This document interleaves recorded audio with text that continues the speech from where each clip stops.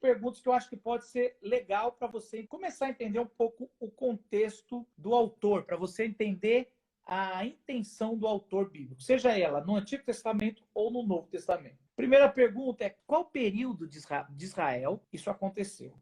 Israel tem vários períodos. Então, um exemplo que eu dei foi o Pentateuco, a Torá, os 5 primeiros livros. Ele começou a ser escrito por Moisés pós saída do Egito. Então, depois ele deixou, tem partes da Torá que foram seus discípulos que colocaram, muito virou música para ser transmitido de forma oral, mas ali é o primeiro contexto que você tem. Quando você for ler algum dos profetas, qual o contexto de Israel que aquele profeta estava? Então, você vai saber que Israel houve uma guerra civil, eles dividiram entre norte e sul, já faz a diferença. Então, a gente costuma dizer, esse é um profeta do norte, esse é um profeta do sul. O norte foi muito mais corrupto do que o sul de Israel. Esse profeta é pós-exílio da Babilônia e da Síria. Esse é pré-exílio, esse é durante o exílio. Ezequiel é durante. Na idade que ele seria sacerdote, ele estava ali sentado na beira do rio da Babilônia. E ele começa o seu texto chorando ali, isso aí. Ou assim, o que está acontecendo aqui na história de Jesus, ela está acontecendo no norte de Israel, na Galileia, ou em Samaria, ou na Judéia. Todos esses 3 lugares são lugares que Judéia e Jerusalém são honrosos. Samaria é desprezado. Galileia também é desprezado, mas menos. Por quê? Aí você vai estudando, são perguntas. Essa é a primeira pergunta, ok, Trigão? A segunda pergunta é qual o público que o texto está destinado, que tem muito a ver com a primeira. Então, um profeta do norte, quando Israel já dividiu, ele vai falar para Acabe, que é um rei do norte. Então, ele vai falar, Elias, Eliseu, vai falar ali no reino do norte, fazendo as profecias deles. Muitos são desprezados porque são do outro reino. Então, você vai ver isso. Mas, então, o público que está recebendo a profecia é um público que está em um dos reinos. Ou o público que está recebendo a profecia está em Juízes, que já, por exemplo, o livro de Ruth é um livro que vai fazer a transição de Josué para a época que estava bagunça, mas é a pior época de Israel, talvez até o exílio, é Juízes. Aí você vai ter um livro ali que é por um público específico. Ou quando o povo já está na Babilônia, existe um profeta que vai profetizar e o público está ali. Ou está fora de Israel, como as cartas de Paulo, ou a carta de Hebreus, que muito provavelmente o autor está fora, mas é uma comunidade perto de Israel. Ou Apocalipse, que João já está isolado numa ilha, escrevendo para 7 igrejas. Essas 7 igrejas existiram. É lógico que João vai pegar isso como tipologia das igrejas, mas elas existiam e elas tinham problema. Então, essa é a segunda pergunta. Qual é o público que está recebendo esse texto? Nas cartas, isso é fundamental. Nos evangelhos, nem tanto. Porque os evangelhos está todo mundo recebendo ali, estão dividindo. A carta não. A carta, eu estou mandando uma carta para o trigo. Então, eu tenho que saber quem é o trigo.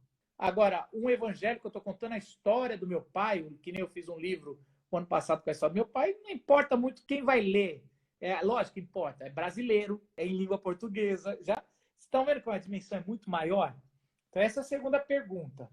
Fico com 3 só? O que mudou ao longo de 2000 anos sobre esse assunto ou o modo de vida que está narrando ali? Isso é muito importante. Então, a pessoa está falando de lâmpada e você está pensando que essa lâmpada que a gente tem aqui. E não é. Eu estou usando um exemplo simples aqui, que, por exemplo, a parábola que Jesus faz das 10 damas de companhia, as 10 novas, meninas novinhas ou as 10 virgens. E elas tinham que guardar óleo para a chegada do noivo. A metade ali não guardou, usou, foi despreparada, e a outra metade guardou. Se você for ler para acender essas lâmpadas para quando o noivo chegasse. O meu filho pensaria, mas óleo não seria bateria? Quanto mais perto da figura que Jesus estava querendo se representar, melhor você vai ter de entender os elementos daquela história e interpretar. Pode parecer meio besta, mas você começar a entender que são tochas e óleos, vai melhorar.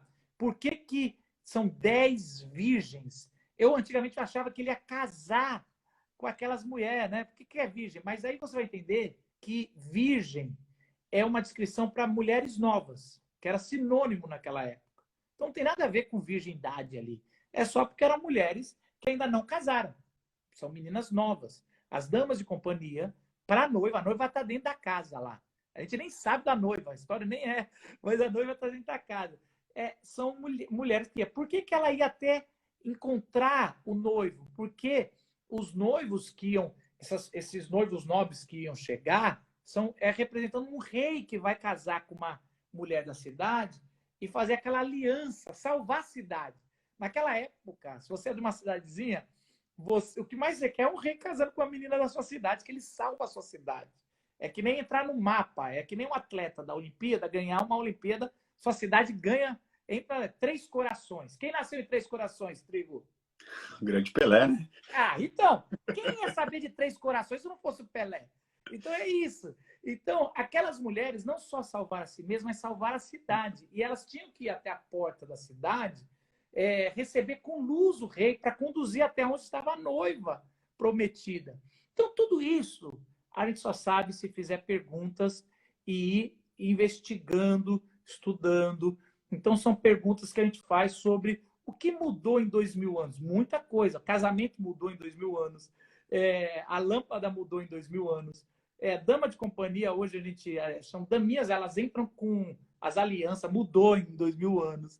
Então, o rei, a gente não tem rei, mudou em 2000 anos. Muita coisa mudou. São perguntas que a gente faz. Cada vez mais que você fizer as perguntas e ser... Alguém aqui pôs Sherlock Holmes. É isso. Você tem que fazer perguntas dizendo, será que eu estou entendendo certo esse texto? Será que é isso? E aí você vai pondo... Não são perguntas para suspeitar do texto, mas suspeitar da sua interpretação. Será que era isso que o primeiro público realmente tinha a intenção ali, estava lendo, estava entendendo?